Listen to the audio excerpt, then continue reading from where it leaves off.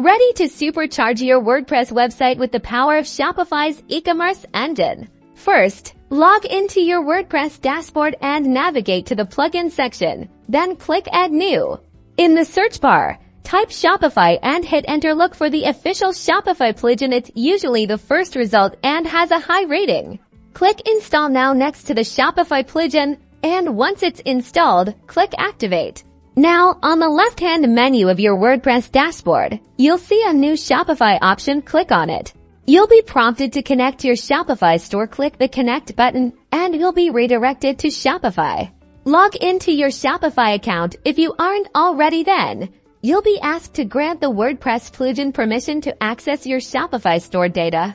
Carefully review the permissions and click Install Unlisted App or Allow to authorize the connection.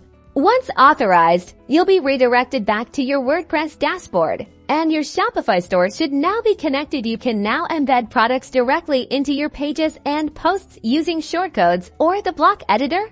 Experiment with different display options and layouts to showcase your products seamlessly within your WordPress content. Congratulations! You've successfully integrated Shopify with your WordPress website.